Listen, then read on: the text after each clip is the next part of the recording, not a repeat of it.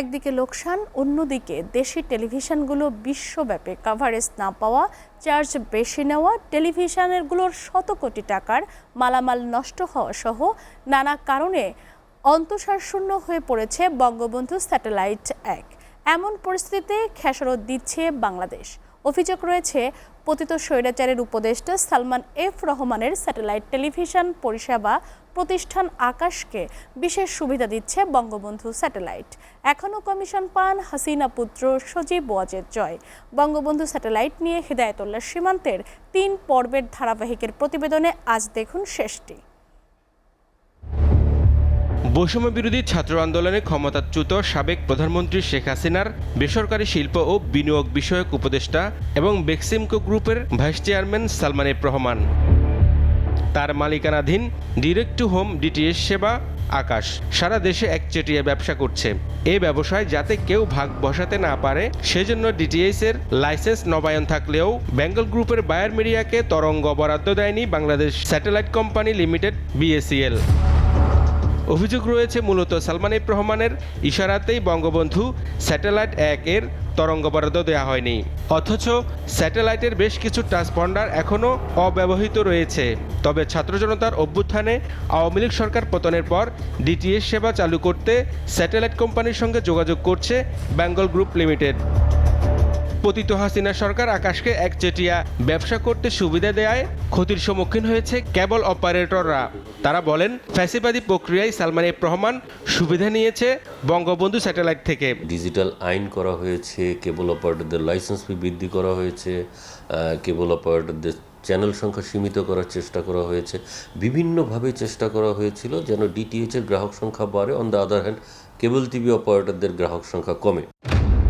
Salman F রহমানের satellite television পরিষেবা প্রতিষ্ঠান আকাশকে বিশেষ সুবিধা দিচ্ছে বঙ্গবন্ধু স্যাটেলাইট, এমনও অভিযোগ বেসরকারি টেলিভিশন মালিকদের। বঙ্গবন্ধু স্যাটেলাইট হাজার হাজার কোটি টাকা লুটপাটের জন্য তখন করা হয়েছিল, এবং এটা বিশেষ করে সালমান এফ রহমানের আকাশ যে একটা টেলিভিশনে কি একটা ডিজিটাল সিস্টেম আছে, এটাকে সঠিক রাখার জন্য কিন্তু এই বঙ্গবন্ধু স্যাটেলাইট করা। সালমান এফ রহমান তার সুবিধার জন্য এই ডিটিএইচ যে আকাশ যেটা করছে এবং তার নিজস্ব সুবিধার জন্য এই আইন কানুন করা, তার যাতে ইন্টারেস্টটা থাকে, এইখান থেকে যে ক্যাবেল আর্থ স্টেশন পর্যন্ত যে যায় সেখানেও তার বিজনেস আছে, তারা সমস্ত ব্যবসাটা এই কুক্ষিগত করে রাখার জন্য।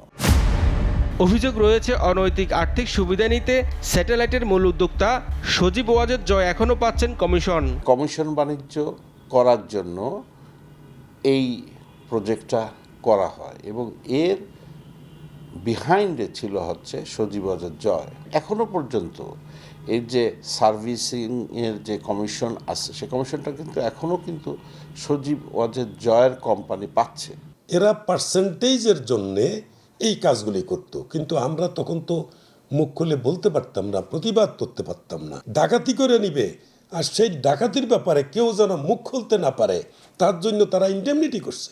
তারা বলেন, দলীয় স্বার্থে বাংলাদেশকে বিশ্ব ব্র্যান্ডিংয়ের নামে লোক দেখানো ছিল মুখ্য। অন্তঃসারশূন্য স্যাটেলাইটের কারণে তার খেসারত দিচ্ছে বাংলাদেশ।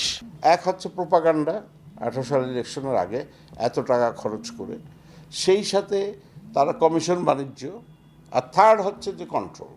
এই তিনটার কারণে এই যে বঙ্গবন্ধু স্যাটেলাইটের এই প্রজেক্ট।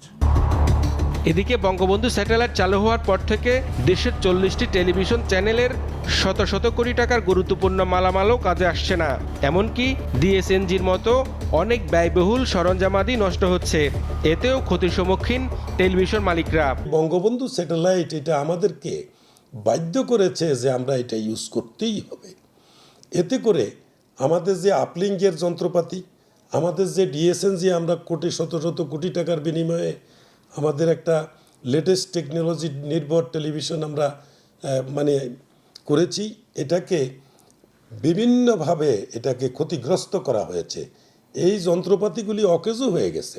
আমাদের টেলিভিশন স্টেশনকে সারা বিশ্বের কাছে, প্রবাসীদের কাছে যদি পৌঁছাইতে হয়, তাইলে আমাদের ইন্টারন্যাশনালি আমাদের যে স্যাটেলাইট আছে সেটা আমাদেরকে ইউজ করতে হবে, এবং সেই ক্ষেত্রে বঙ্গবন্ধু স্যাটেলাইট দিয়ে আমাদের পারপাত সার্ভ হবে না। টিআইবির নির্বাহী পরিচালক ডক্টর ইফতেখারুজ্জামান বলেন, দ্রুত প্রকল্পটি বন্ধের প্রক্রিয়া নিতে হবে, তা না হলে লোকসানের পাল্লায় ভারী হবে। পুরো বিষয়টা কস্ট বেনিফিট অ্যানালাইসিস নতুন করে এটা আন্তর্জাতিক সিস্টেম থেকে যদি অ্যাভেলেবল যে বিকল্পগুলো আছে সেগুলোর মধ্যে সুইচ করা উচিত বলে আমরা মনে করি, এবং তার মাধ্যমে অন্ততপক্ষে যেই লসটা হয়েছে সেটা অন্তত মিনিমাইজ করার একটা জায়গায় যাওয়া উচিত বলে আমরা মনে করি। বঙ্গবন্ধু স্যাটেলাইটের অনিয়মের বিষয়ে বিটিআরসির বক্তব্য চেয়েও পাওয়া যায়নি। হেদায়েতুল্লাহ সীমান্ত, এসিটিভি, ঢাকা।